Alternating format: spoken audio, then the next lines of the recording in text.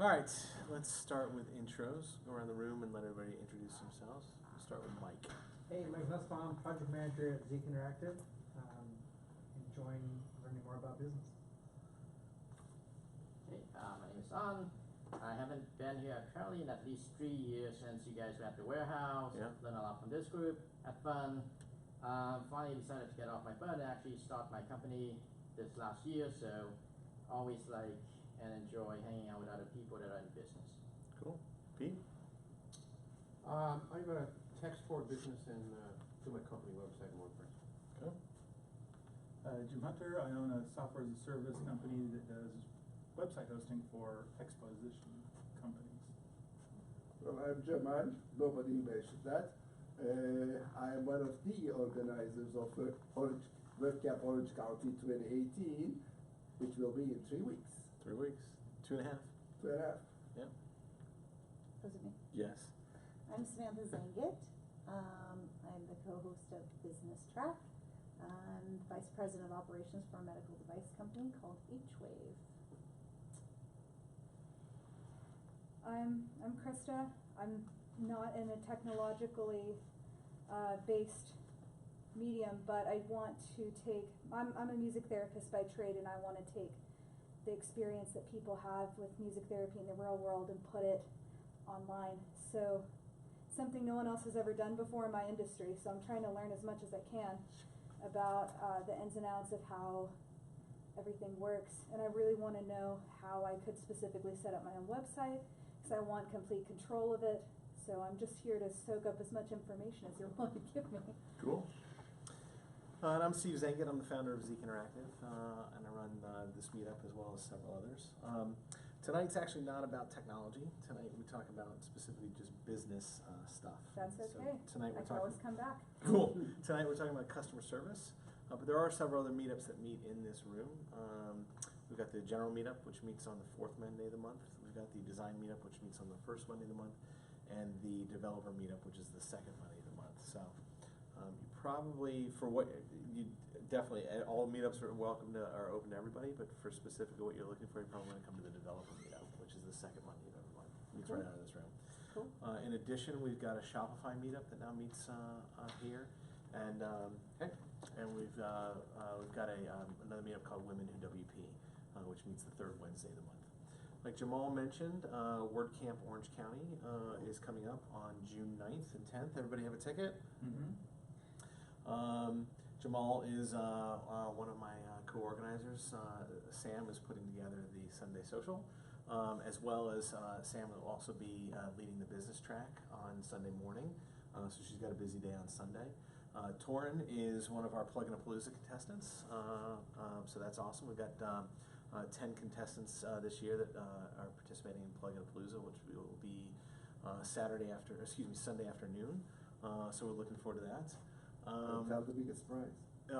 The first prize is $3,000 cashish. So yeah, big prizes this year. See, for WordCamp, for someone like this Yes. lovely lady, is there a track that she could attend? That would be like a beginner? Yeah, we don't do specific tracks at WordCamp Orange County, but there Okay. will be. Have you ever been to WordCamp? No. So I would highly recommend going. Yeah. Welcome. WordCamp is a full weekend of all kinds of topics, kind of revolving around WordPress, but there's some additional stuff as well. WordCamp has beginner sessions, developer sessions, some design sessions. We've got some business sessions, as well as uses of WordPress. We also have an e-commerce workshop, a WooCommerce workshop specifically as well. If you're not familiar with SMMOC, which is Social Media Mastermind Orange County, we're having an SMMOC at WordCamp on Saturday morning. So we're going to pack a lot into the weekend. So I think there's a handful of tickets left, maybe less than 20. So if you haven't gotten a ticket, I highly recommend you pick one up. And can you share what you get with your ticket? I can. How much So, are like, they, by the way? Awesome softball questions. There are 17 tickets left. That's after releasing all of them. So that's it. Those are all the tickets that are left. So tickets are $40. You get admission into the conference for both days. You get swag, T-shirt plus additional swag. There's an after party on Saturday and an after party on Sunday.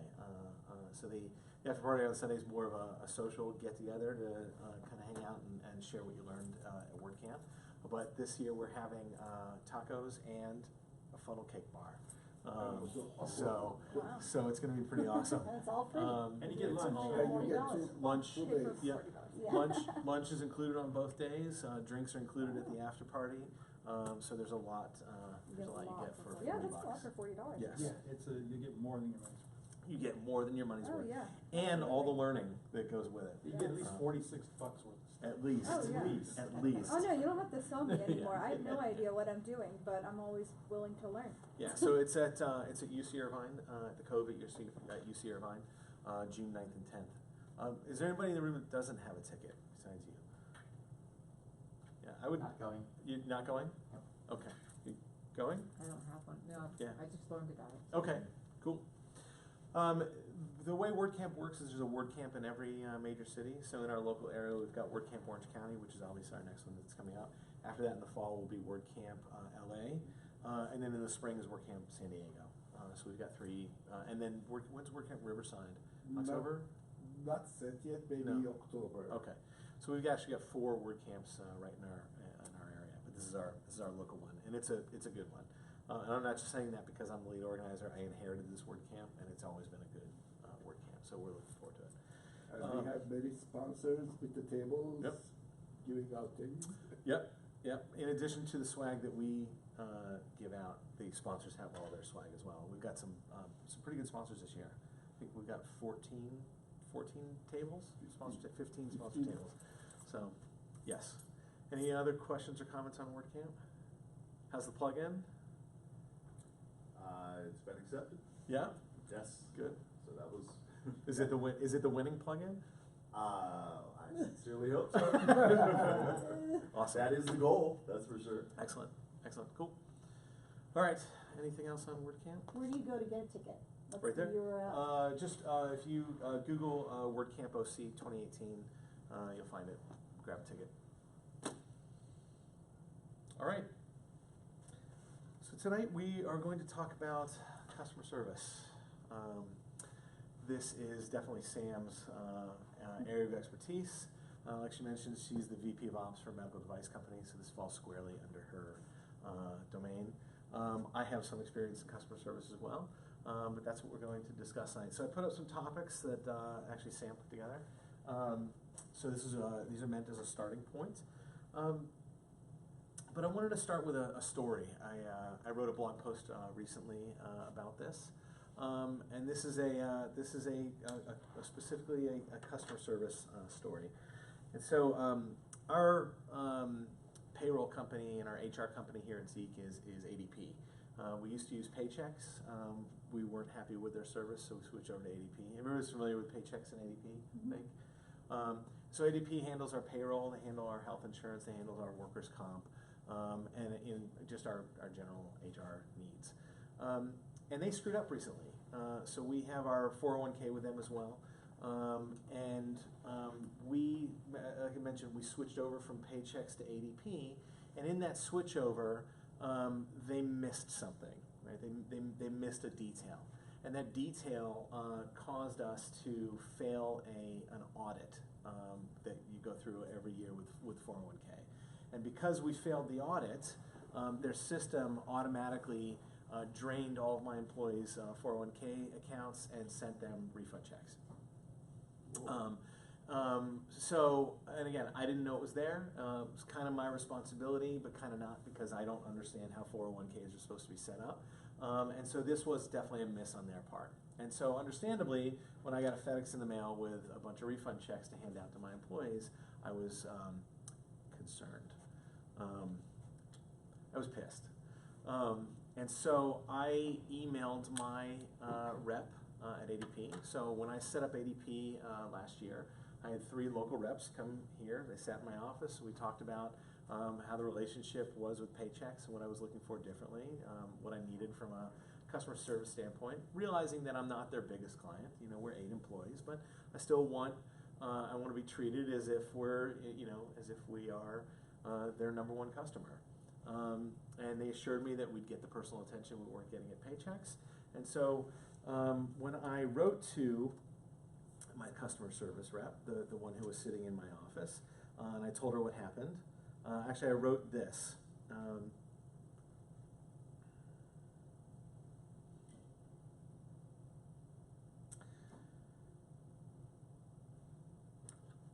I wrote, would you please call me at your earliest convenience? I have a question. Right. She wrote back, good morning, what is your question? Any changes or concerns at this point will actually be directed to the credit service team, as your continued support will be provided by them. Again, I was a little surprised, a little put off, a little pissed. I was a lot pissed when I got this email. Now, I could have been a little bit more explicit as to what I needed, but you know, with what I had been through with Paychex and switching over to ADP, and knowing that this was my personal rep, I didn't feel like I needed to be. I had a question. I wanted a response. And so I'm going to stop there. How do you feel so far about this interaction with ADP? If you were in my shoes? Put off. Put off. Yeah, you get the brush up. Freaking out. Yeah. What's that? Freaking out? Yeah. It's kind of normal for big company. Kind of normal, but how do you feel on the other side of that? Do you feel like that's normal for a big company? Oh, okay. But you kind of knew that when you went with any big company, though. I mean, pretty much,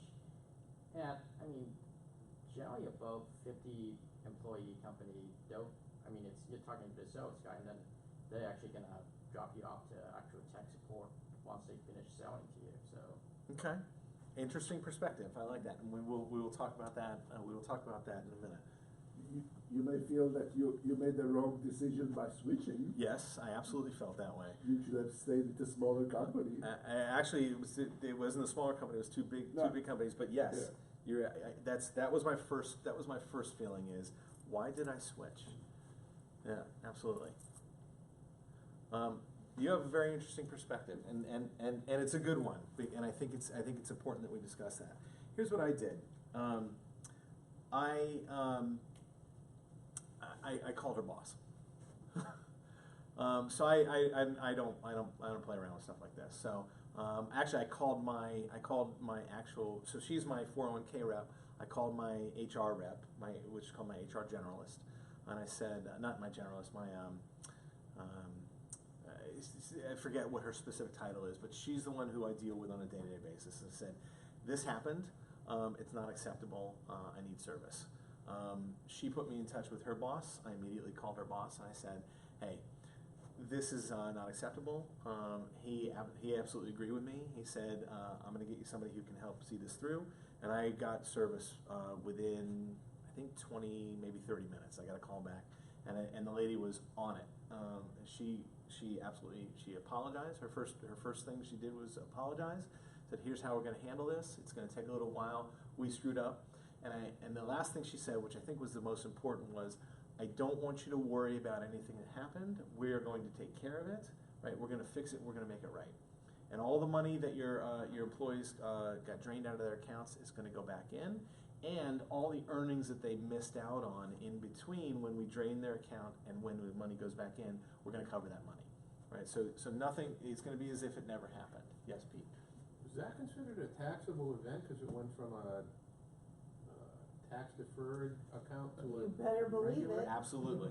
That's not good. Absolutely, that is a taxable event. But they reversed it. They made it right, and she saw it through. It took a while, but she did see it through. But had those people, so for example, at one of Steve's employees, he had gone ahead and distributed a check, had that employee cash that check and moved the money into that account, into a new account, that absolutely would have been a taxable event.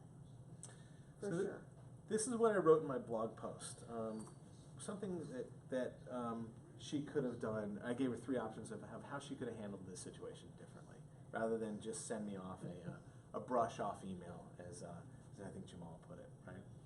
Option 1, which I think is the best option, pick up the phone. Right. As soon as I get an email like that, if I get that from a client, I pick up the phone. I say, hey, what's going on? Right. And I gave a time on it. I think it may have taken 60 seconds. Right? Even if I just if she missed me and got my voicemail, It's, hey, got your email, just want to find out what's going on. Call me back at your earliest convenience. Just want to let you know you have my attention, right? So that's the best option, pick up the phone.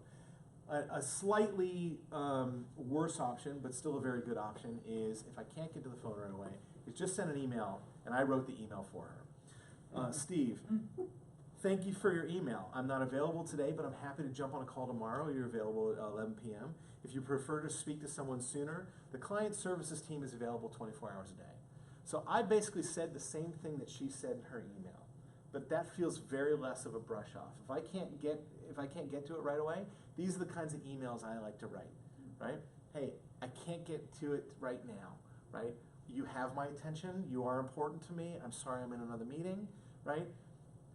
Are you available at this time? If not, when are you available? If you need help right now, here's the people that you can get you help right now, right? So that's a slightly worse, but still a very good option. Another approach is just an email with no phone call. And again, I rewrote her email for her, right? Steve, thanks for reaching out. I am always happy to jump on a call, but in order to expedite your request, I want to take a moment to understand your needs. Would you mind letting me know what your question is? That way I can quickly route you to the right person to get your question answered quickly, right? Again, it's the same thing she said. All I did was told a little story at the very beginning. Said, just want to get you to the right place. If you could explain your needs, I'm happy to get you there, right? And again, this is my worst of the three options, but still better than what she did, right? So either of these things I think are acceptable from a customer service standpoint, right? I'm taking the time to make the customer feel heard. And that's really what's important here. And that's one thing that we really do preach here at Zeek, and we try to practice with every interaction is, ultimately, you may not have the answer, you may not have a solution, right? You may not even be able to help, right? When somebody writes in or calls in, ultimately the customer just wants to feel like you're hearing them, right? They just want to feel like you're paying attention. Anyway, that was my quick story. Any comments or thoughts on that, on ADP? Yes. The second solution that you had, I would CC to that credit department and so on. Yeah. So that will guide you to that address, even if you don't want. Sure. Because it's already CC'd there. Right. And a fourth option could be, hey, listen, I'm not the right person to help you. I want to expedite this process. Let me introduce you to somebody who can, right? And so that you don't have to explain this twice to this other person, I'm going to introduce you to this other person. However, if you want to talk to me, I'm available at this time, or you can call me at any time. I just want to get you to the right place. That's a good option as well, right? Again, just shows that you're listening, right? What she did was sent me a very quick response, probably probably a canned response, right? They probably have a system at ADP that here's a canned response, push this button, moving on with my day. Okay, Howard? Well, I think the problem, going back to the comment that you made, I think that, and we can talk about this more as we discuss these concepts, but the problem with canned response or immediate response because of the sake of timing is we lose the personalization and the sense of urgency that a customer feels when they've reached out, right? And so one of the things that I talk a lot about with my team members, and I have 22 customer service team members that report up through my organization, we talk about the quality over quantity. Because, and we can, like I said, depending upon, how far we get into the agenda, we can talk about it, but the reality of it is that customer service can and should be a differentiator in your business, and in my opinion, makes price irrelevant. Whether you're a freelancer, whether you have a large agency, if you do customer service correctly, it can be a singular game changer between you and the competitive environment that you're in my opinion. And to your point, right, what you've said, I think this is important, is what this rep did to me is completely expected in this day and age, right? I expect that email, right? But what Sam said is what can differentiate any business is just taking it to I'm not even talking about next level stuff. I'm talking about a rung up, right? Just taking a moment to give an email a bit of personalization is a game changer. Would you agree with that? Oh, absolutely. So what what you've said is the expectation. That's the norm. Unfortunately, that's the norm, right? And so your point is valid, right? But if you want to get ahead in any company, right, you can change that norm with very little effort, right? My emails and my suggestions took me 60 seconds. But you are saying, unfortunately, those big companies don't need to go that extra step. They are already making big bucks, so why should they do that extra step? They don't want customers. Because they're only going to be big for so long, Yeah. right? Somebody's always on their heels, right? They Or will they're all decide then, oh, it starts falling right. down. So yeah, they can only hockey stick so far. At some point, they're going to plateau or even start to decline, right? And this, what we're talking about, is what keeps you going up, right? Are you familiar with what NPS score is, Yeah. Net Promoter Score? Is anybody familiar with that is? In equity investment, Steve's familiar with it. In equity investment, traditionally, NPS score is used to determine two things, what your customer service penetration is, and also what your market penetration is. It's a function of a calculation, so you can determine, a price point for the business to be purchased. That's just one of many metrics. An NPS score basically does a quick analysis of how many of your customers are promoters of your service. I could get into a long dialogue about it, but it's not all that important. Why it's important for this discussion is that ultimately, based on Jamal's question and comment about big business, the problem is you have the JCPenney or the Sears problem, right? Or the, Borders Books or Blockbuster. Those are the businesses that didn't care, right? I don't know how familiar you are with the story of kind of what the issue is with Blockbuster. Obviously, other than the fact that people ultimately decided to, not rent videos that you had to return anymore. But I can't remember, it wasn't Amazon, but it was another one of our big websites, I wanna say like Netflix. Netflix, yes. I've heard this story. You've heard that story, right? So the story is that the guy who invented Netflix, or had the idea of Netflix, he came up with it because he had gotten some like $40 bill for some videos, or a video. Late fees. Yeah, late fees for a video that he had not returned. And he started Netflix, which ultimately, as we all know, put Blockbuster out of business. Because the experience, as I'm sure most of you have had Blockbuster accounts in your life, the experience of late fees and dealing with that at Blockbuster was horrible. It was a completely inconvenient experience, and the customer service part of it was very, very bad. I remember as a teenager going to Blockbuster and fighting with them over returning a video or whatever. Like, it just was ridiculous. And so ultimately, NPS scores, if you're talking about what is your customer service and how is it a value add to your business, that score basically tells you how many of your customers, it's a very simple question, how many of your customers would promote your business to a family or a friend. And why is that important for small businesses and agencies? Because small businesses, whether you're a freelancer, like you have your own LLC, or you have an agency like Steve, where it's 8 or 10 employees, most business that comes to those types of companies come from word of mouth. But if you don't have promoters who are saying Zeek Interactive is a great place to work, is a great company to work with, how are you getting that word of mouth? And that all comes not only obviously from the end result product, but also from the customer service. Here was my issue with Blockbuster. You'd go with your DVDs and you put Demolition Man down on the counter and the clerk would pick it up and you go. So you have no privacy. Anyway, yes. Can I just add a quick testimony to that? Yeah. You're one of the few group I've actually advertised to other people, and that's because you used to give out free beer, even though I don't drink it. Mm-hmm. But that was great customer service. Still have it if anybody wants one. Yeah. I didn't say it at the beginning because we started late, but And I still advertise this group to pretty much everybody that does any kind of WordPress work. awesome. Including your WordCamp to some of my fellow employees, even though they're probably too lazy to actually go. So let me tell you a related story to Netflix and Blockbuster and every other company that Sam just mentioned. Who here still does any sort of print work? Not print work, but maybe works with printing, a print tool, desktop publishing tool. Anybody? I do, right? Okay, if I was going to ask you if you were going to use a print tool, what software would it be? What are you printing? Well, I use InDesign. To me, that's the standard, is InDesign, right? So if I'm doing any sort of desktop publishing these days, which isn't that common anymore, I use InDesign. But if you asked me this 20 years ago, what would that tool have been?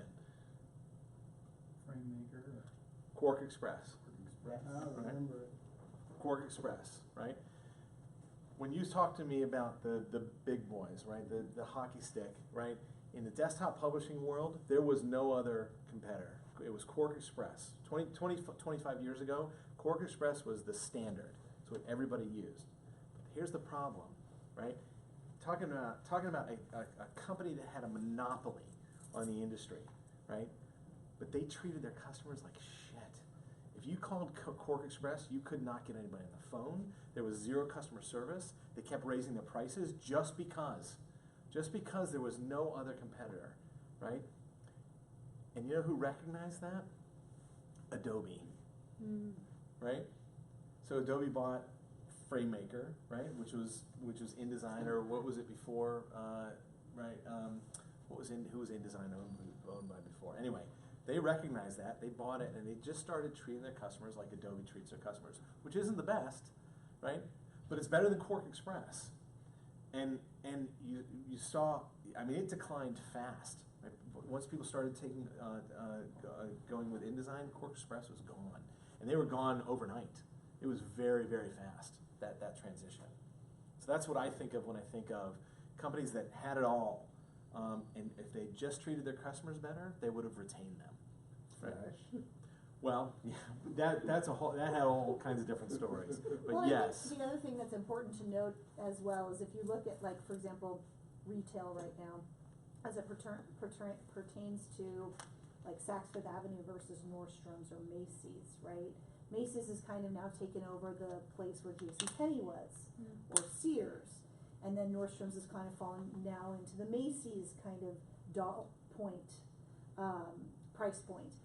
I think the thing that's important is that, and if you think about, let's say I'm a freelancer and I charge $125 an hour, but my freelancers around me charge $100 an hour. If you can show value within a customer service element, I think the cost to support that is worth it. And I think you will find that customers tend to also experience that as well. When you look at, for example, what Nordstrom's used to be, people paid a premium, right, for the return policy, for the experience you had when you went in.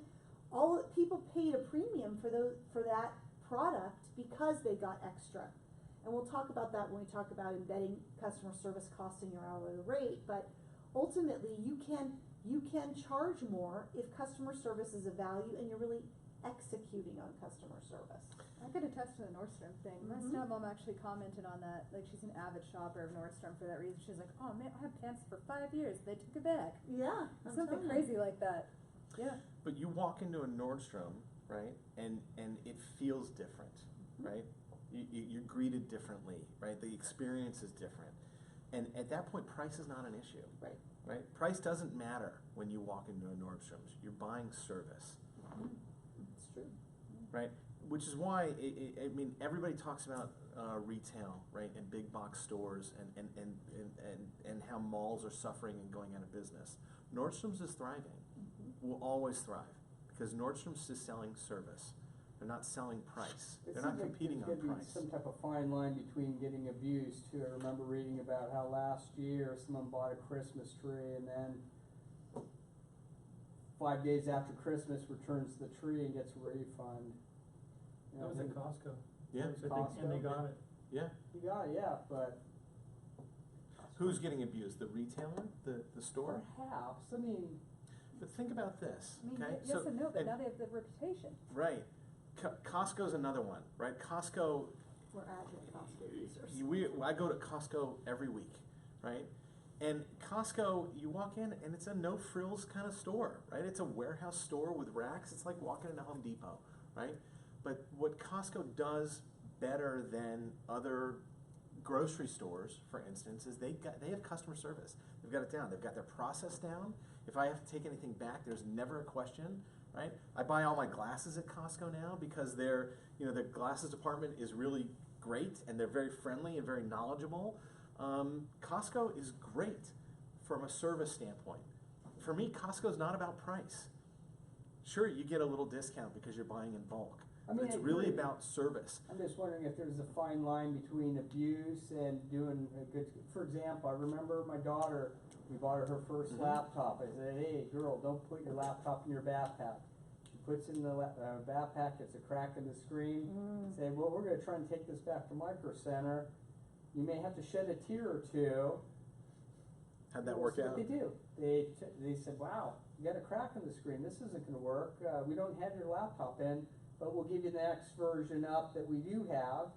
No questions asked. I mean, Great. and since then, we've gone back to Micro Center to purchase all of our laptops for sure. And I agree. There's two ways to look at it. Yes, you may look at it as abuse, right? So there are going to be a small percentage of people that abuse the return policy, right, at Costco or Nordstrom's or wherever, right? I'm one of them, right?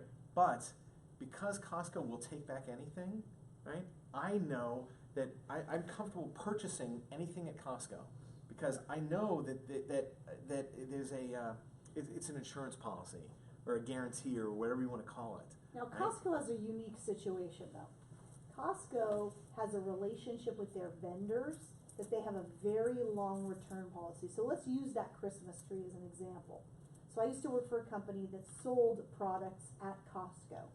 And one of the challenges with working for Costco is the fact that as the manufacturer, I had to guarantee that I would take pretty much anything back for up to a year.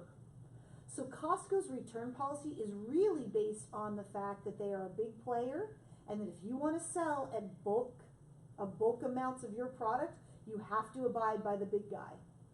So we ultimately didn't sell our high-end brands there because we just couldn't support the return policy. So Costco has a little bit of a different situation. Yeah, it's They not can offer Costco. that. It's not Costco that's Yeah, getting abused. Exactly, it's the vendors that are getting abused. Nordstrom is a little bit different. So I mean, there's something to be said for that for sure. But I think Costco gets the good rep and the that's vendor right. eats it. That's right. But I'll give you a different example, and we do this at Zeke all the time, right? There are situations where we screw up, right? And we'll screw up and we'll send out an hours report and an invoice that had some hours on there that shouldn't have been billed, or there's a bug that really wasn't the customer's fault that we should have just eaten, right? When I get those calls, I take those calls and I listen and we discuss.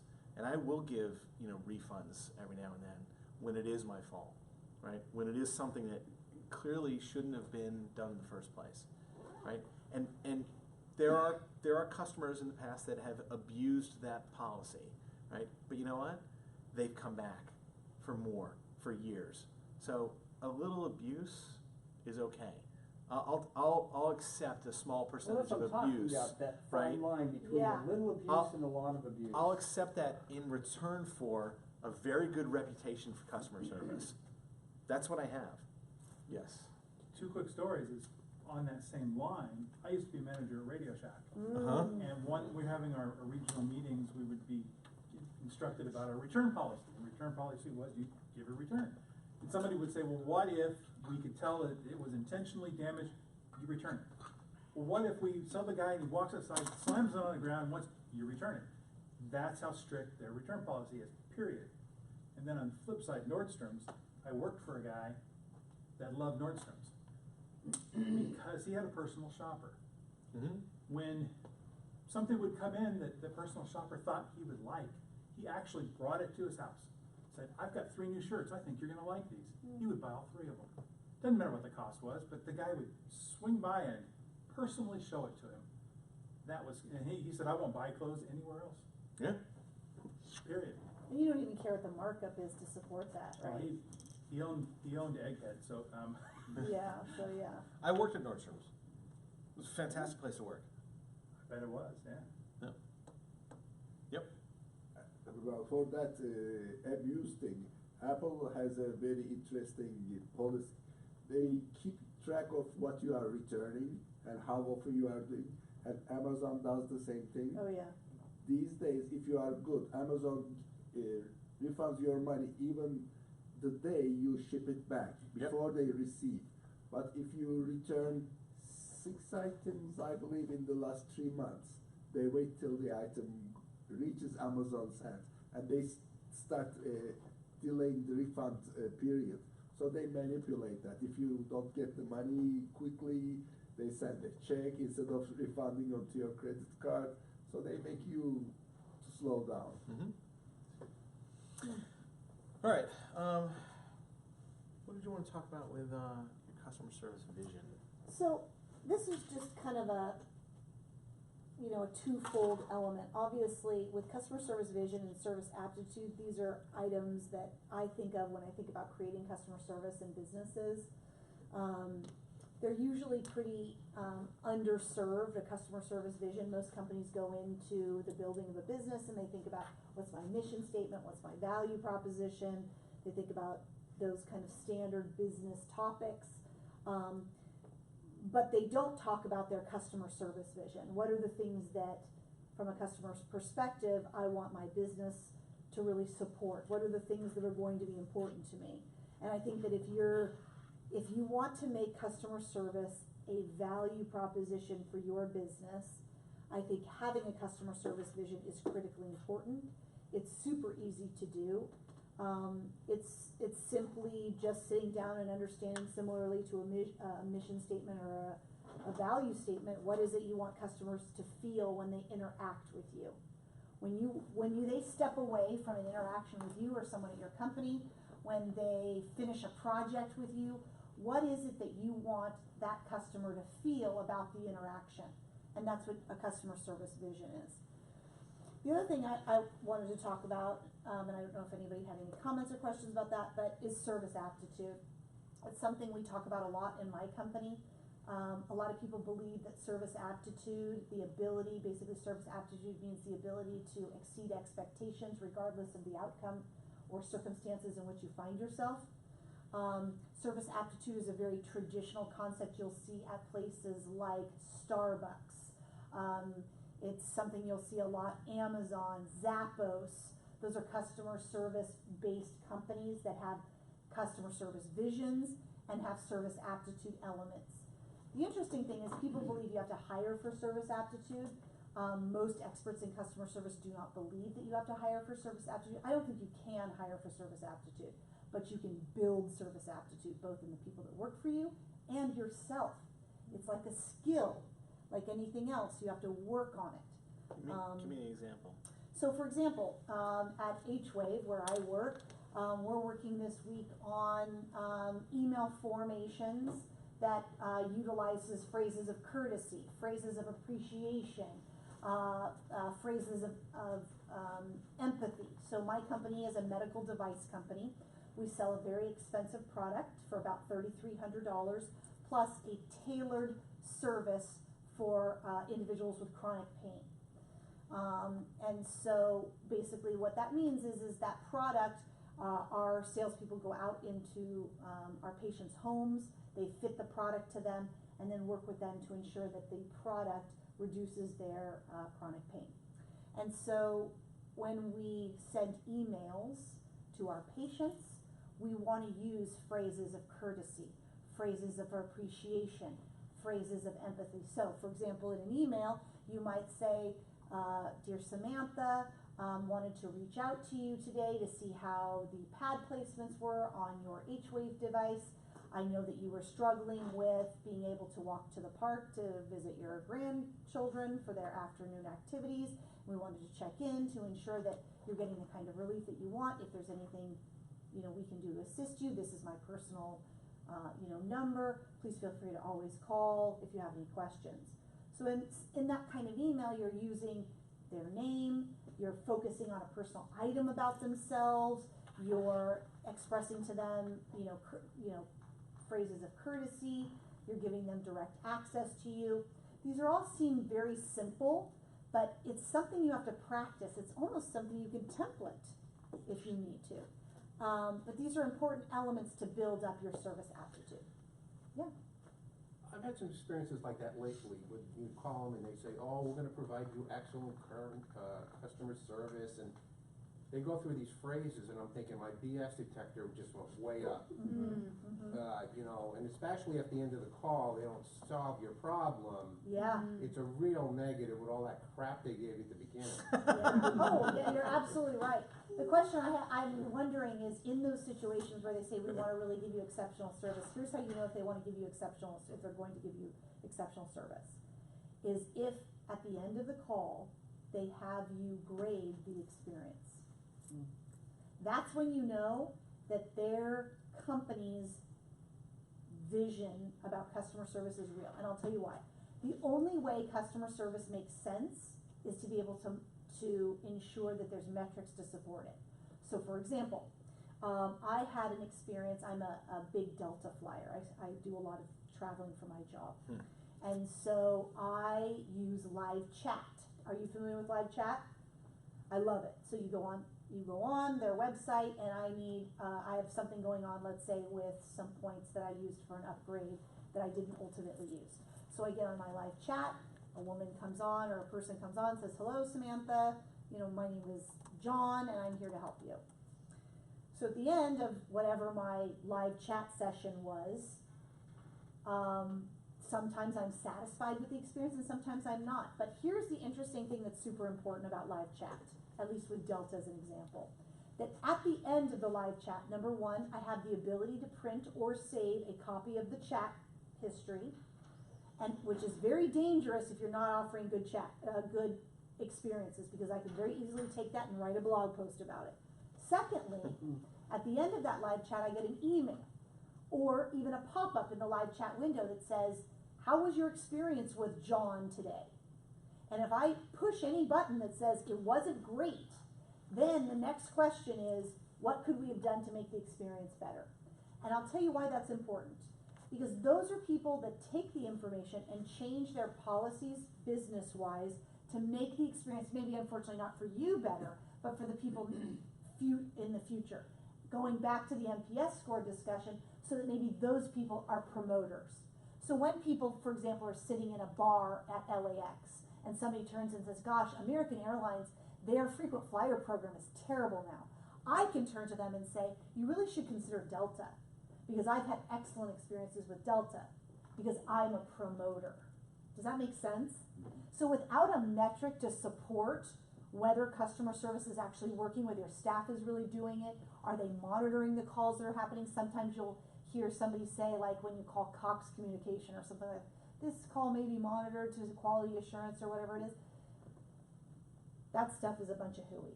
Unless you're providing real-time experience-based feedback, their customer service value proposition is not one that I would think is worth any salt.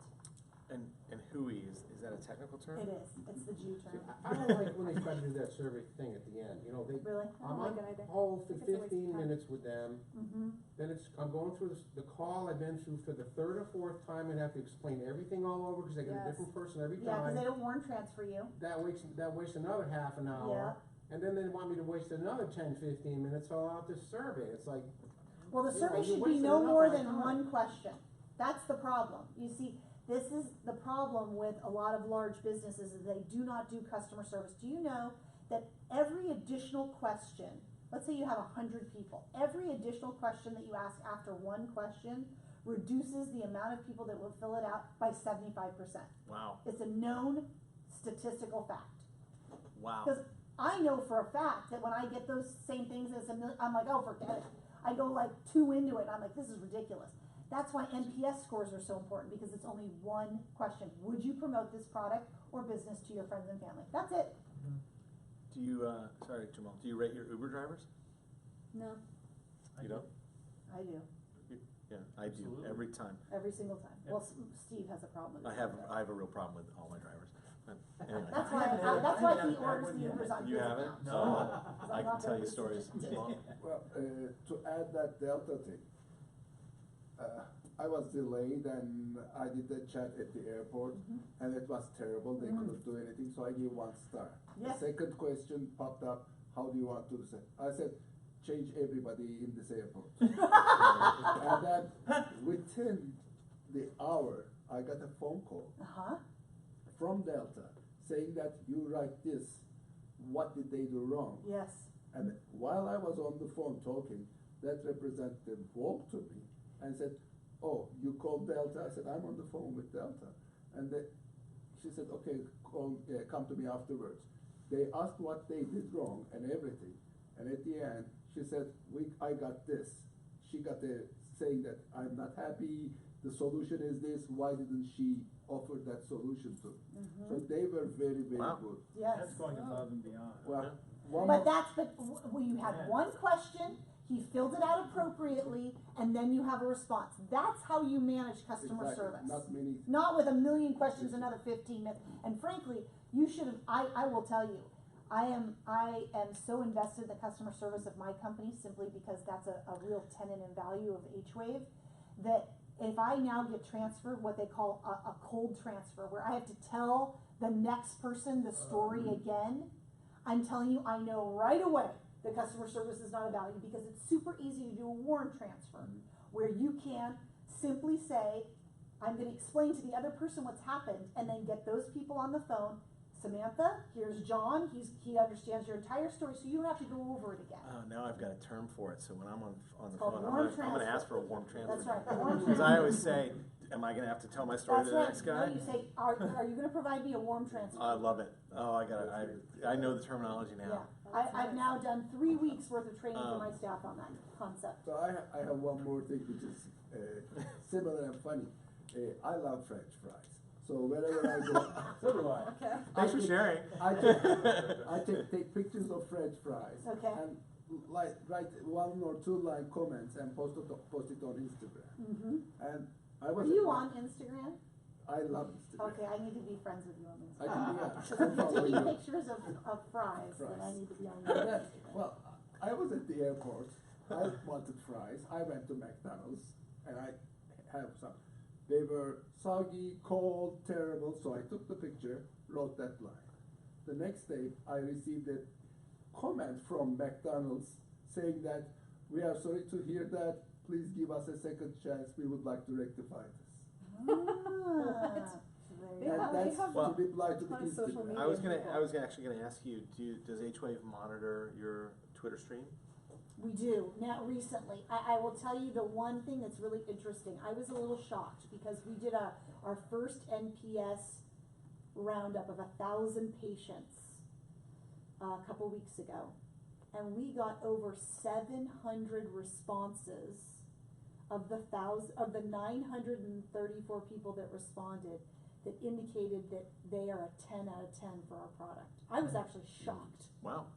Not that our product isn't amazing, but to have that level of, but we don't have enough, what we don't do is we are not good about getting our happy customers to communicate with Testimonials. us and testimonials. It's something we're starting to work on. So when I wrote that blog post about ADP, I actually got a call from the VP, from a VP at ADP, and he said, listen, I appreciated your feedback so much.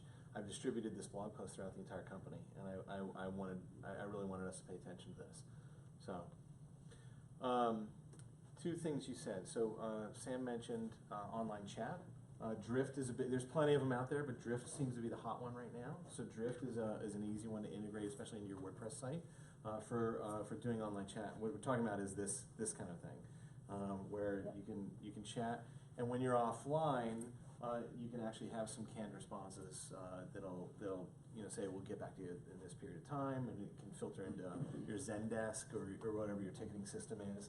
So Drift is a nice one to integrate. And it's really nice also, I would say, even if you only have yourself as a sole proprietor, you can still use online chat.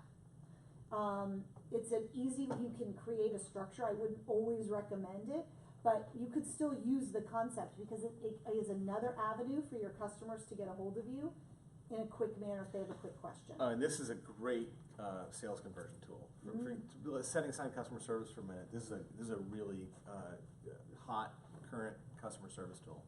The other word that you mentioned, and I want to just mirror this word, was empathy, right? I think a lot of what we're talking about, especially if you're talking about quality versus quantity, is empathy, right? If you can actually take the time to put yourself in your customer or your client's shoes to think about their perspective, it's going to help you a lot with your communication and how you deal with your customer. Yes. Along that line, service aptitude, I could take that as a service attitude. Yeah. I came from retail. I was manager of retail stores. And one of the first things I would teach my new people coming on is that when someone walks through the door and they're like, got a return, and they're angry or they're pissed off about something, I said, now it becomes a game. It's your job to make them happy. Yeah. So the first thing you do is you listen to them. What is it that is going to make them happy? And then it's your job then to walk them through whatever it is that's going to make them happy. And just turning it into a game for my salespeople, it worked. I didn't have very many people that ever, because I didn't like it when somebody would walk in angry and the first thing would do, well, let me go take you over to see the manager. No, I didn't want that. I wanted the salesperson to handle it. And it got to the point where we were good at it. They were very good at it. Those are actually great opportunities to learn too. Yes. I mean, the customers that you fear the most are the ones that get offended and don't tell you. They just walk away and say, I'm never buying from them again. I'm gonna tell my family never to buy from them again. Customers that come back and complain, even though you may not wanna deal with them, they're the opportunities to learn from. And those are called, and that's a really important point, is that there's definitely customers that are called distractors, right?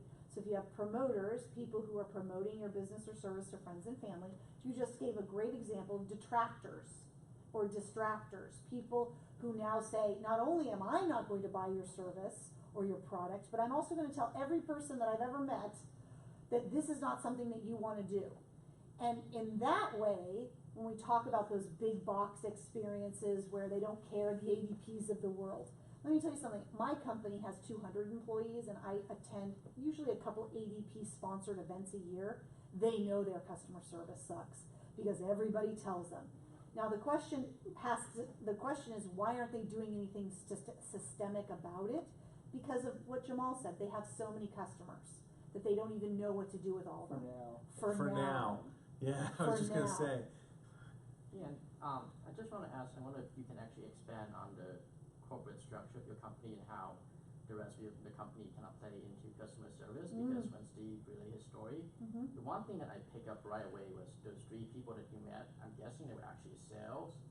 And if you work in a large company like that with a separate sales division, you know how sales people are, which they only care about sales, screw whatever engineering or ops has to do to make those promises a reality. Yeah. So that in the corporate structure, like it says, Sure. like at about 50 employee company, that's when you actually start having different territories. So I've worked in a situation where like everybody else except sales was on board with the whole customer service. Let me just give a quick comment and you can take over. Sales, to me, is focused on new business, right? Everybody else is focused on customer retention, right? And in any business, but at our agency, right?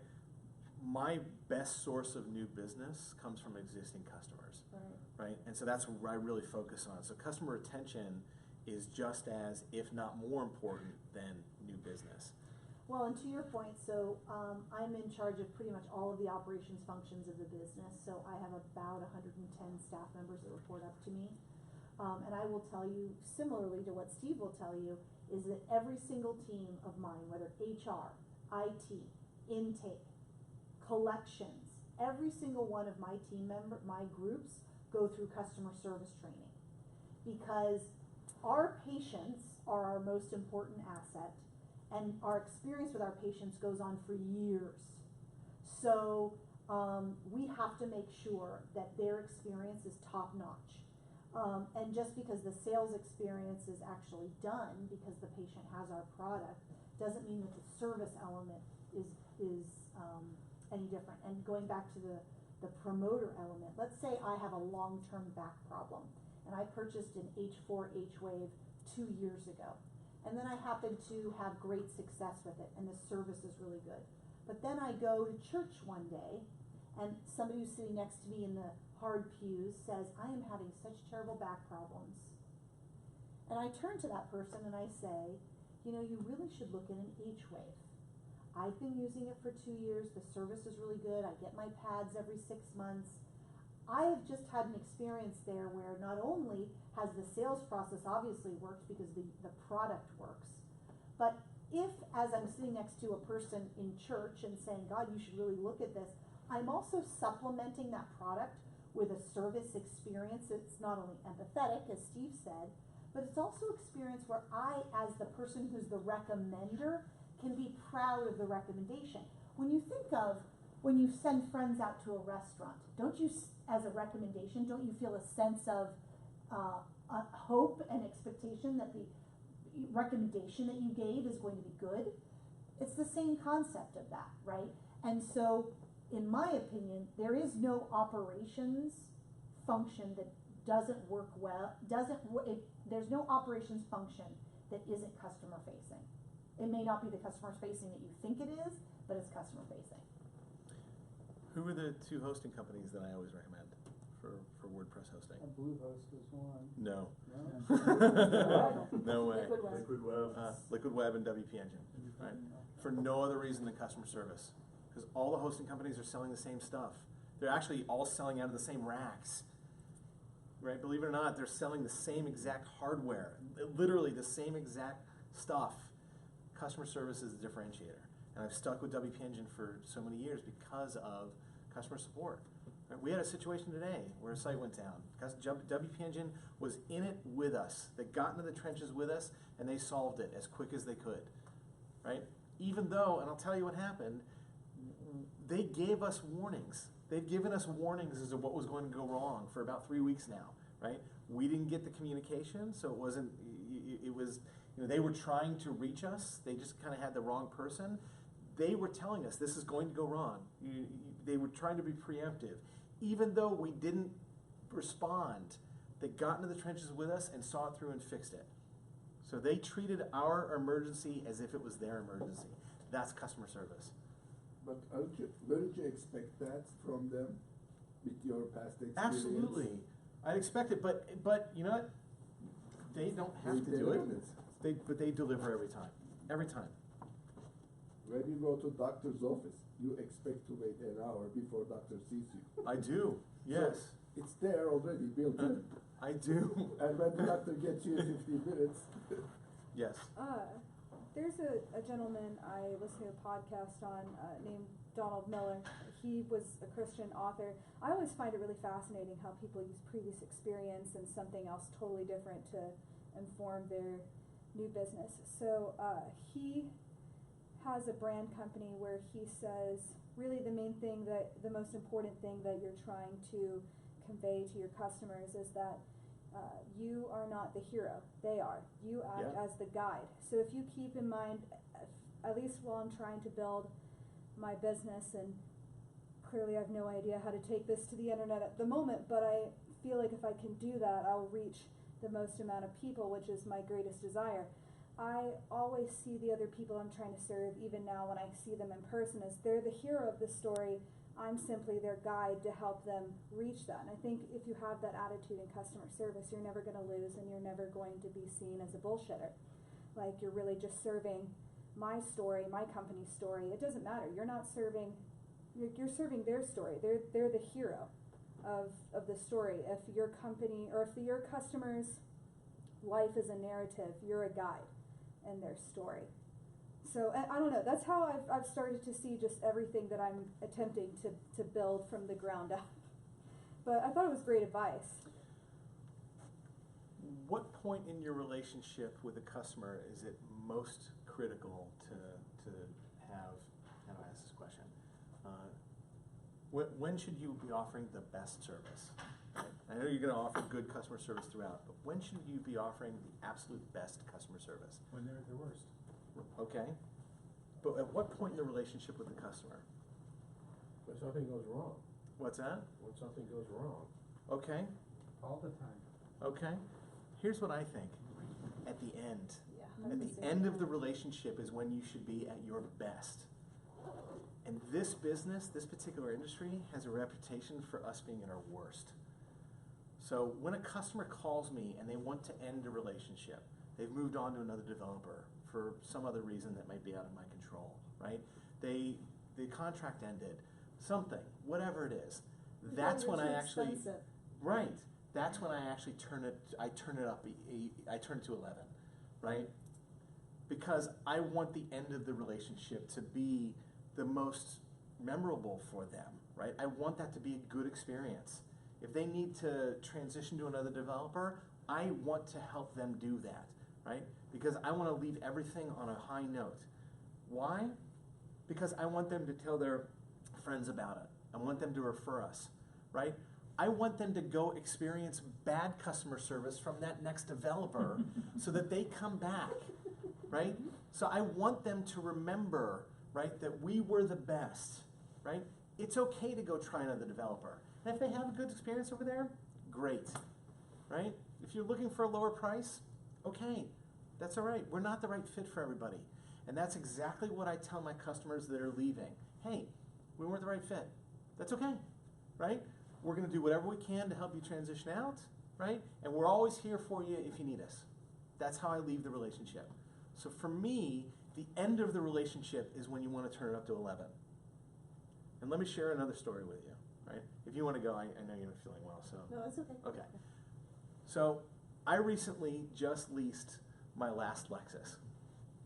And I'm going to tell you why it's my last Lexus. We got to the end of the lease. I lease all my cars. That's just how I do my cars. I get a new car every 3 years, right? I took my car back to Lexus. I was at the end of the lease. Took it over here to Lexus of Westminster, right? I don't know if you've leased a car, but when you drop off a lease, you can drop it off at any dealership. So I went to Lexus of Westminster, and apparently I chose poorly, right? Because here's what happened. I walked in, stood in the middle of the dealership, and I waited for somebody to approach me. Salesperson came up and said, "Hey, how's your day going? What can I help you with?" And I said, "I just came in to turn in my car at the end of the lease." At that point, his demeanor shifted. He changed, right? At that point, he was going to get me out of that dealership and get done with me as quick as he could, because he had money to go make, right? He had new business to go take care of. Okay, so immediately he said, "Got your 2 fobs?" I said, "Yes, I do." "You got your 2 books?" And I looked at him and I said, I don't know what that means, right? He said, "Do you have your 2 books?" Whoa. I said, "Okay, dude." I said, I think you mean the manuals?" He goes, "Yes." I said, "They're in the glove compartment," right? Walked outside with me, he looked at the car and he kind of looked around and he went, "Did you get the extended service plan on this?" I said, I don't know. He said, "Because these dings on the rims are going to cost you," right? He took my fobs, he got in the car, and he drove it to the other side of the lot. And I went, okay, right? None of that is what cost Lexus my business. None of that experience is what cost Lexus my business. This is what cost them the business. I went, after he took my car, I went and I sat in the waiting area. And he had mentioned to me, when he said, "You got your 2 books?" He said, "Do you have a ride home?" Right? And I went, you know what? My assumption was that I was just going to take an Uber home. But he asked me, "Do you have a ride home?" And I thought, you know what? When I've gotten my car serviced here before, they give me a ride, right? So I just assumed that meant I'm going to give you a ride home, because he's got guys that. So as I'm sitting in the lobby waiting for him to do whatever he's doing, I guess check out my books, right? I said to the receptionist, I said, "Hey, I may need a ride home, right? Because I'm dropping off my lease," right? And she looked at me like a deer in the headlights. She had no idea what to do with this situation, right? And her manager happened to be standing right there.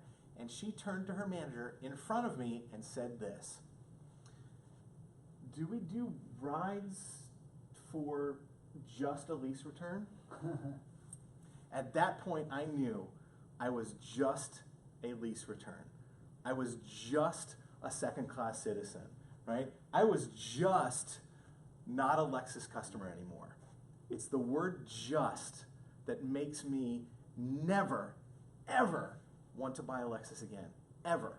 I will never buy a Lexus again. When's that blog post coming out? It's coming out next week. This week.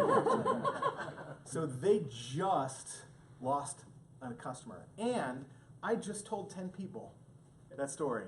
And I hope you tell 10 people, because I'm going to tell more people, right? We are recording it. Yes. I- So that's all. It was one word. One word. And actually, I liked the Lexus. It wasn't my favorite car. There were some things I bitched about. I shouldn't have gotten the F Sport because the brakes were expanded. Whatever, right? It was still a nice car, right? But I will never buy a Lexus again. Yes. I have, it's ironic, I also turned in my BMW today, scheduled a lease appointment, and took care of everything beforehand. I already knew that it was, there was no damage or anything like that. Did you have your 2 books? I have my 2 books. They didn't actually ask for 2 books, but, so, 2 o'clock appointment. Guy comes in, the first person, he's like, sorry, he's running late. It's 15 minutes. Was it Sterling? This is Sterling. It's Sterling, I knew it. Go on. Then he comes in after 15 minutes saying the guy's late. I'm like, well, yeah, I kind of figured that. He's like, he'll be here in 10 minutes. Shows up another 20, 25 minutes later. And I didn't even realize, but he's kind of hovering over in the corner before he comes up to me. He's like, yeah, I gotta, and then finally he comes up to me and he's like, I gotta finish this one thing first. Okay, so I'm pissed. I'm also like watching sort of the salespeople there, interacting with people, really unimpressive salespeople. So my experience is definitely bad, and I've taken my car there for service since I've had it. But the diametric opposite of that was, now the guy didn't offer a ride, but they've always given me rides when I've had service. I'm like, can I get a ride? He's like, oh yeah, sure, just ask one of those guys up there at the, and I asked him, guy's totally friendly. He's like, yep, give me just a minute. Pulls around, ride, totally friendly on the ride, talking BMWs, this and that, what are you getting? And I'm getting another one, not from them, but I'm getting another one. And he's like, well, are you gonna come back? And his final thing was, are we gonna see you again? I'm like, yeah, actually, probably because of you, not because of anyone else, but Interesting. that like saved it. I mean, I was pissed.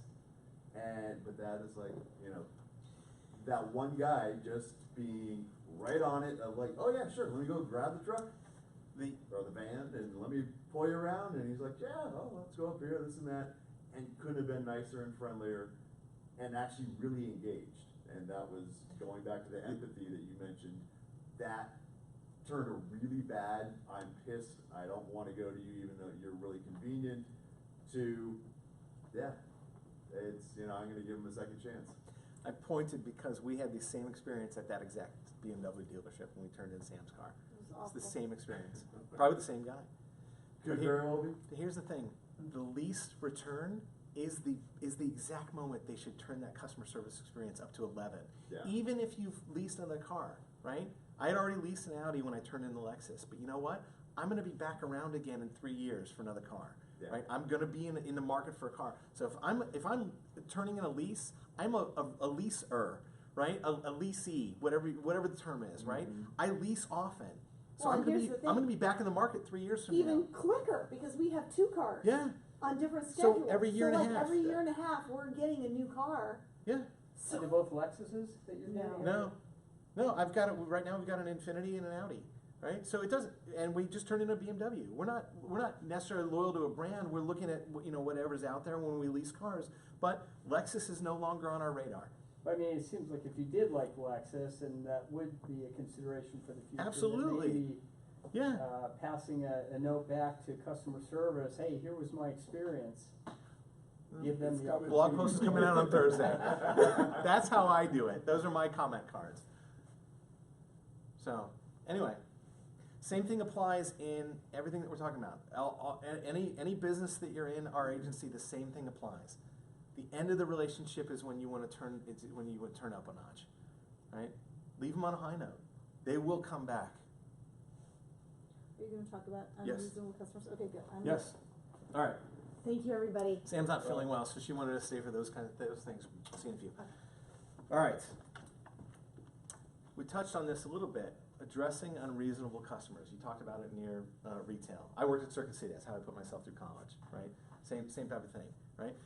Unreasonable customers, or I like to call them animated customers. Those are the customers you want to go toward, not away from, right? It's a natural inclination, right? As humans, right? If somebody is animated or angry or unreasonable, or pick an adjective, right? Our natural inclination is to go away, shy away. You want to go toward those people, right? Address it head on, show some empathy, right? What I like to do, if somebody's angry, if I pick up the phone, situation's been escalated, and I pick up the phone and the client starts yelling, I let them yell, right? Go ahead. And what I do is I pull out a pad of paper and I just start taking notes. And they can only yell for a certain amount of time, right? They can only stay animated or angry.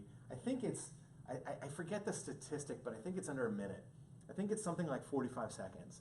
So I'll pull out a notepad, and if I'm thinking about it, I'll open up my stopwatch, right? Right, and I'll push the button, and I just start taking notes, and I write down keywords of what I'm hearing. I write down everything that they're saying, and I just let them go as long as they want, right? Just to let them know I'm listening. Sometimes they'll even stop and say, "Hey, are you there?" Say, "Absolutely. I'm just, you're talking. I don't want to interrupt, right? I'm taking notes. I just want to listen, right? Tell me everything that's going on, right? Let them get it out. When they're done, repeat back what they said. Dealing with unreasonable customers is actually really easy. All you got to do is just repeat back what they said. It doesn't matter if it's about you, right? It doesn't matter if it's about something you did. You actually have no idea why they're being animated or angry or upset or unreasonable. Somebody may have screwed up their latte at Starbucks, right? And somebody may have written their name wrong, right, on their cup at Starbucks. Somebody peed in their cornflakes. Who knows, right? Maybe their wife just left them that morning, right? Who knows, right? Whatever it is, let them get it out, and then when they're done, say, listen, here's what I heard, right? I just want to repeat back what you said. This is what I heard. At the end of it, ask a simple question. Did I understand you correctly? Are we on the same page, right? At that point, they'll immediately will bring it down several rungs, right? All they want at that moment is for you to listen. That's it. Doesn't matter what it's about. They just want to know that you're listening. And at that point, once you've done that, you then have a conversation, right? You can then start asking questions, digging in. Yes, Pete? On the next level from that, 10% of the population in general is mentally ill. Okay. And I've run into a few of them. Yep. I run into them every single day from my work. I work No at a matter what psychiatric you say hospital. to them, it's not going to turn it around. Sure. Well, how do you suggest handling that kind of stuff? Over time, we have found customers that aren't the right fit for Zeke, right? And so every customer will get a certain amount of chances, right? And ultimately, whether they're mentally ill or completely unreasonable, or the way I say it is, there's just no way to satisfy them. There's no way to make them happy, right? Regardless of their mental state, right? At some point, there may come a time where I have to fire that client, right? And the way I do that is to call them up and just have a simple conversation. Listen, I've determined that this is not the right fit for Zeke. Has nothing to do with, you see my statement has nothing to do with them. It's not attacking. I'm not saying you're mentally ill, right? Right? Because that's the wrong way to approach it. I'm saying, listen, this is not the right fit for Zeke, right? So I'm going to figure out a way to transition you to another developer if that's what you choose. We're here to help you. I want to help you transition. I want to help you. I want to help you through this transition, but you're not the right fit for Zeke. That's how I handle it. Well, I was thinking more of during the actual Sure. job. You know, that can happen later, but Okay. you've got to do some work for that. Okay. If you're under contract or whatever, you've got to do some work for these people. Do I? Well, technically no, but if you want to get more contracts, yes.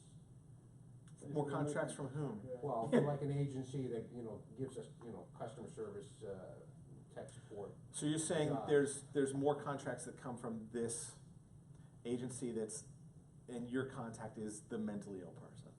That's one of the jobs. Okay. Okay. Whew. That's a tough one. That is a tough one. At that point, I mean, and there are situations I've had where I've just had to see the job through, no matter how frustrating the situation is, right? At that point, if I'm in that situation, what I do is discuss healthy boundaries. Or maybe you pass it off to someone else. Doesn't sound like pizza. Doesn't Doesn't sound like pizza in the. I would try to do that. That would be our first option. I mean, because we don't Hang on a all second, Jamal. necessarily click with each other. Right. And it may be, There is no one else. It's Yeah. you, or you do the job or you don't. So it sounds like Pete's in a situation where you can't pass it off, right? And so that point, and I have had clients where I've had to do that, where we've had to see the job through for different reasons. At that point, I've had to have a tough conversation and say, listen, I need to set some healthy boundaries, right? See, these are some behaviors that we're experiencing on our side, right? That don't make sense for us from a financial standpoint or emotional standpoint, or whatever you want to chalk it up to. But again, it's about me, right? These are some things that these are some structures or some processes in my business that we've established that keep us on point or on process or profitable, or you pick a word, right? And you say, here's some things that I've seen over the course of this job that are gonna I'd like to change. That are gonna help make us all more efficient.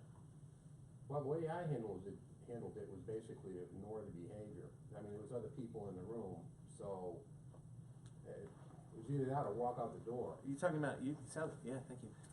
It sounds like you're talking about abusive behavior. Yeah, well, one kid was, I don't know what his problem was, autistic or something, but he was way out there and kept bugging me every 30 seconds. And another one was yelling at me because I was banging the mouse on the desk too hard when I was moving the mouse around, that kind of stuff. I Yeah. basically just ignored it and just pressed on and finished and got the hell out of there. That's the best way to do it. Yeah, I think you're talking about a little bit of a different situation than customer service, right? Because unless are these people you're working for? Or are these people you're working with? Well, they're the customer. They're ultimately paying the bill, but I was getting the jobs through an agency. And then they would get feedback on how I did the job later on. Okay. Again, I don't know that I have a black and white answer for you, but what I've done, and again, I can only give you answers or feedback on what I've done in the past. When we've had abusive behavior, absolute abusive behavior with people we're working for, I've had to have tough conversations and set some boundaries and say, listen, this is our process, right? I usually chalk it up to process. This is our process, right? And what I won't tolerate is abuse of my staff, of my team. These are behaviors that I'm seeing, and they have to stop, or we just have to part ways. Again, it's a different situation. It sounds like you're in. Yes, Jamal. Well, I had a similar situation that they were very abusive, and I was the only person because they only want to talk to the boss and Okay. nobody else. So, and I was stuck because I had to go with them, long-term contract. I hired a temp exactly like them, and they know that person from their previous experiences and hated that person. So I sent them for the next meeting. They had a big quarrel, so I fired that person the next meeting, and they had to suffice with me, and they loved me after that. So Yeah. find somebody Yeah, they hate and send it in. you're wow, these are so, this is such the opposite conversation from a customer service conversation. I don't know that I know how to help you in this situation, Pete.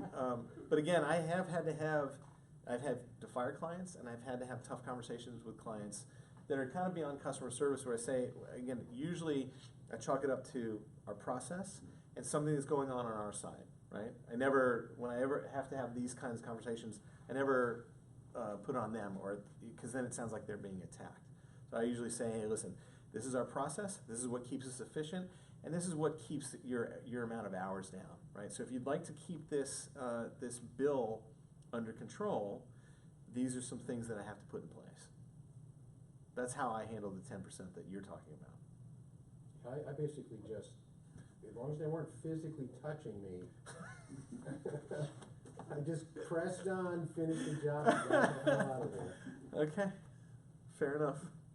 sometimes going the extra mile helps out too with Yeah. disgruntled customers. I remember in one particular case when I was doing customer service, having trouble with the customer after we got off the phone, sent the guy a bread basket.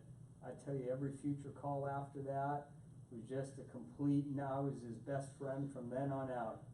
And Hey, usually, Jeff there, I wanna talk to Jeff, I don't wanna talk to any of the other people. and what I'm talking about with Pete is when I've gotten to the extreme. Sure. right? If we have somebody that is,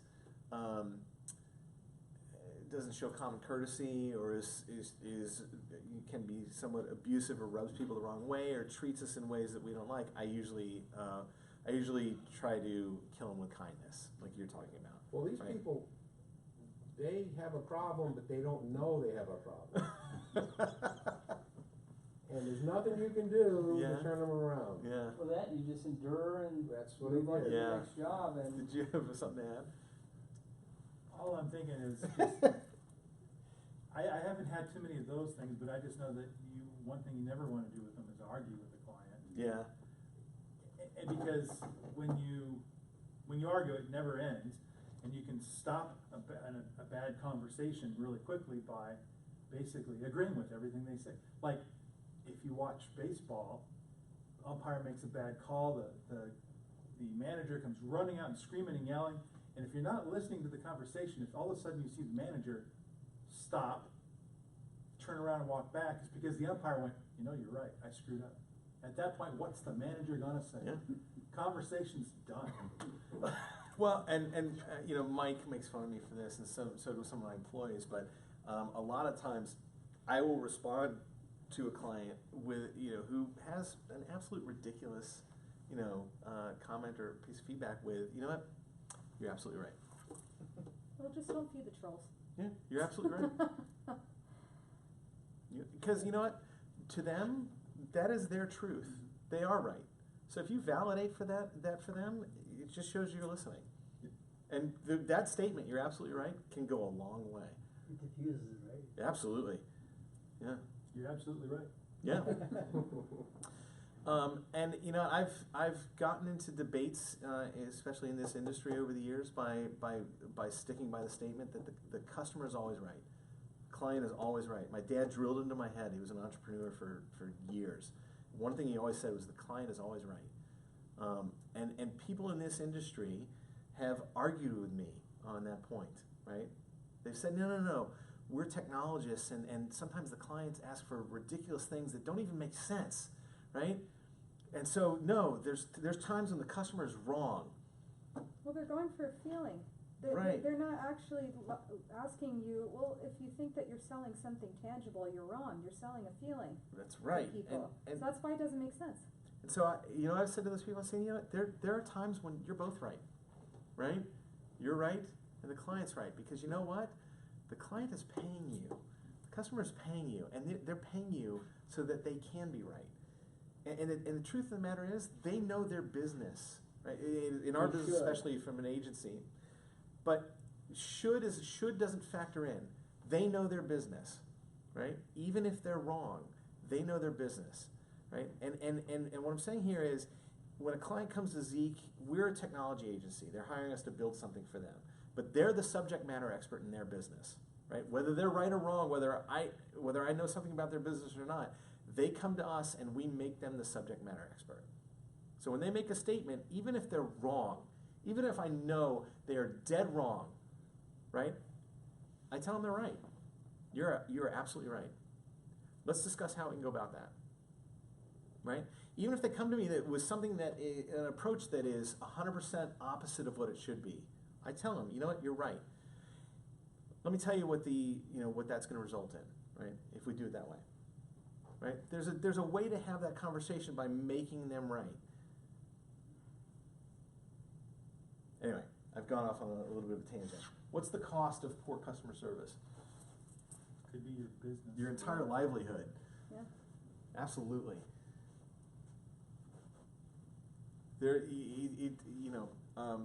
It's impossible to put a price on that, but I can tell you it can cost you everything. So, I just told 10 of you about my experience at a local Lexus dealership, right? But this is going on video, and I promise I'll tell the next group. right? Spread the word. Yeah. And I'm gonna write a blog post about it, and several hundred people will read that blog post, right? So that's the cost of poor customer service, right? And all they had to do was just give me a ride home, or not use the word just, right? Would you change your mind if they contact you and give nice words, nice things, and say, come and try next time, No. sorry? Nope, absolutely not. Because when it counts is in the moment, right? What they told me, something I was gonna say, Pete, about something you said earlier was you talked about the customer service, the surveys and all that stuff, and how you don't believe them when they say, hey, we're gonna give you excellent customer service. Truth of the matter is actions speak louder than words, right? So they can say all they want. People can say anything they want. The truth of the matter is your actions speak. Words don't matter, right? And so that's what you were saying before, Pete, was, they can say anything they want, but if they put you on hold for 30 minutes or send you a survey with 10 questions in it, or any of the other bad things we talk about, right? Actions speak louder than words. So it was in the moment that they had their window, right, to keep me as a customer, and they didn't. So they can say anything they want at this point, then they won't get my business again. I don't care if they've got the best car out in his class for what I'm looking for. Sam put this in here, but she said she talked about talked about the cost of poor customer service. But the opposite of that is, good customer service. We talked about all these things tonight. There's a cost to that, right? So these things don't just happen, right? They take time, right? Depending on how many customers you have, they might take a lot of time. Sam talked about what she's got 22 customer support people, right? This is a company that has 200 people in it. That's 10% of their staff is just the customer support staff. So there's a cost to this, right? But if you do it right, your price, it doesn't factor into the equation anymore. We talked about Nordstrom's, right? So you should embed that cost into the cost of doing business, right? Customer service is a cost for you, right? It might be a soft cost, but it is a cost. And so that should factor into your rates, your hourly rate or your project rate. Customer service should be a piece of that. And so that was sort of the point here. I had one more point now. It escapes me. But any questions or comments on anything we talked about tonight? How do you feel that it should be expected that you should receive poor customer service from a large company? Well, I have a Oh, hang on 1 second. Go ahead. Go ahead. No, I want to know what you're going to say. Unfortunately, that's kind of is the state of things, though, because it's really difficult for larger companies since they do have multiple departments, and the challenge is actually always the salespeople who kind of live in their own world, and they have so much cause of chaos and bad customer service. Here's where it's challenging for a large company, right? I don't think it's challenging for a large company, but here's where it's missed, right? What we're talking about are, like I said, soft costs, long game type of strategies, right?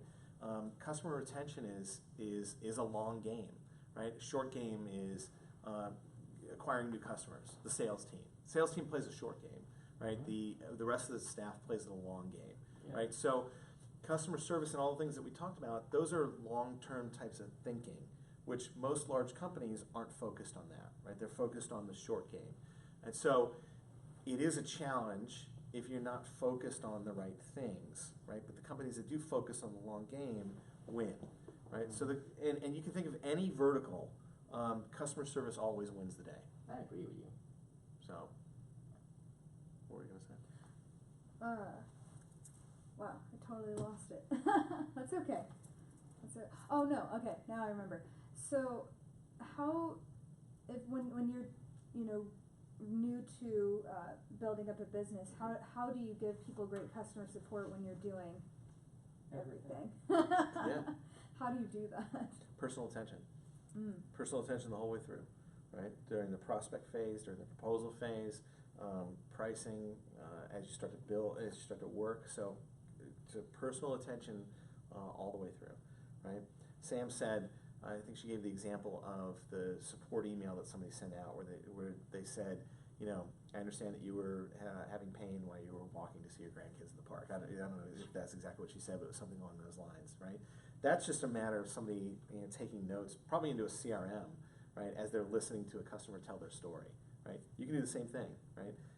Take those notes, and then that way the next touch point you have with that person, give a little bit of their story in there. It just shows you that you're listening. Anytime you can show that you're listening and you've heard and you can repeat back, you win.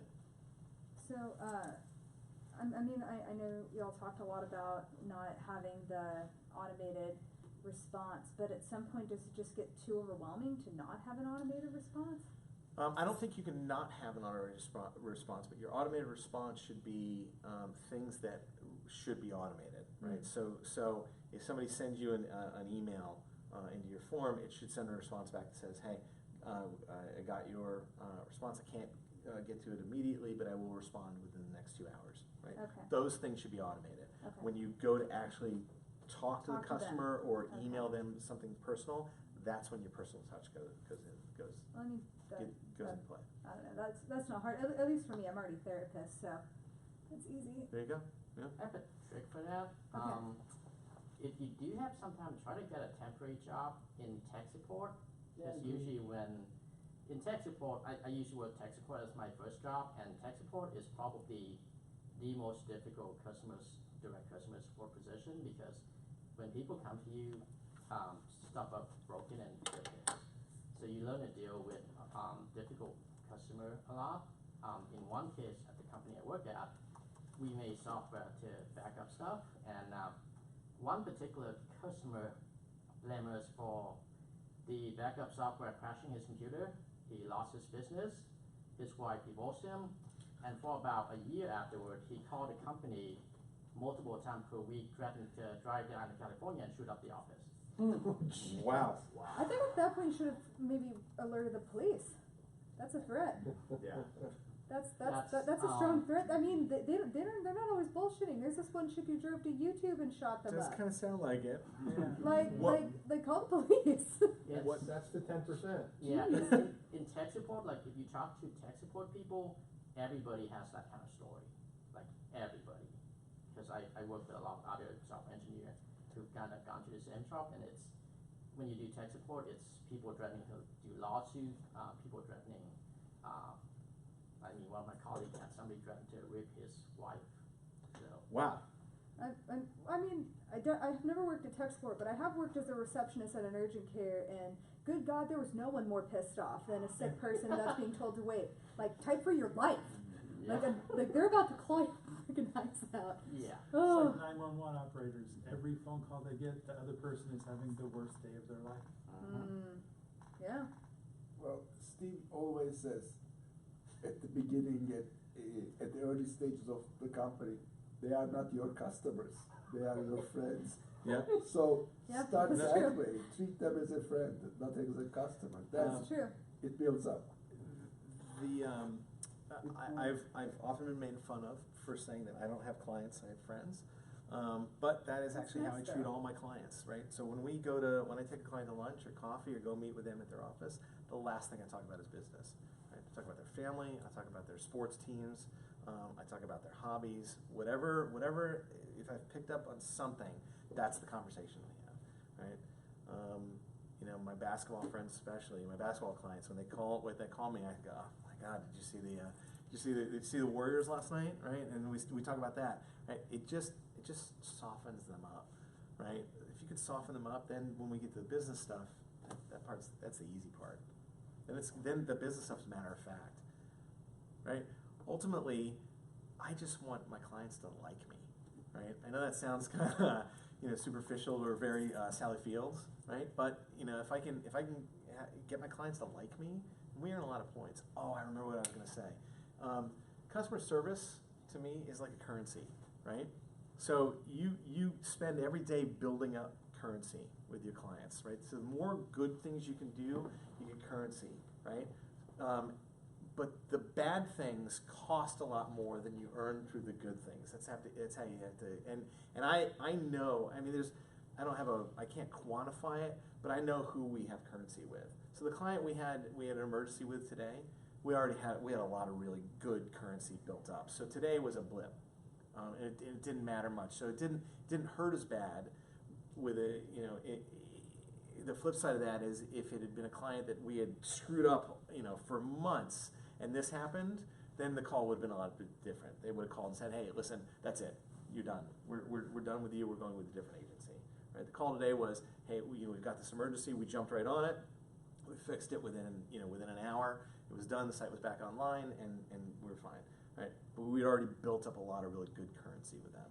So I think of customer service as currency. And I know a lot of people would describe it that way.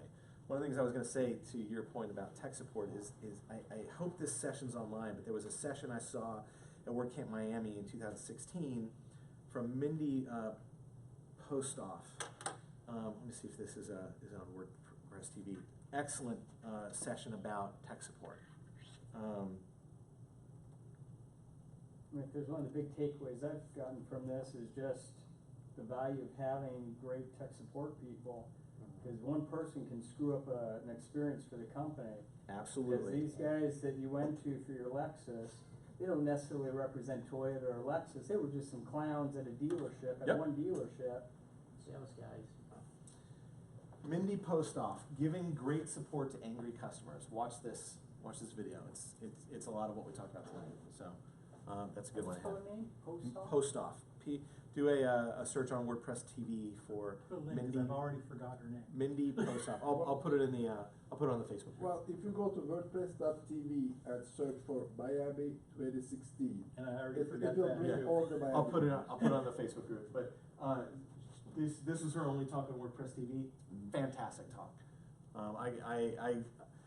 This was actually a really interesting day at WordCamp. So this was on the Friday before WordCamp. This was kind of their business track, and they had me MC it. I wasn't really the host, so I got to kind of get up and talk in between the speakers. But I got to see each of the speakers speak, and then I brought them all up at the end for a big Q&A. And hers was one of the best of the day, so it was really pretty cool. Anyway, so I'll put it on the Facebook group. Any other thoughts, questions, comments? Yeah. I think when you're in a high profile business, there's more. I think there's more out there to good customer service, like that Costco Christmas tree thing. Yeah. They've got millions and millions of dollars of free publicity out of that. Absolutely. In all these news stories on the radio, everything else, that they couldn't buy. But you can find that you could, that applies to any business, right? So the more good deeds you can do, right? The more you've touched somebody's life, they're going to talk about it, guaranteed. So, anything else? All right, I guess we'll end there. We'll hang out for 15 minutes or so, and then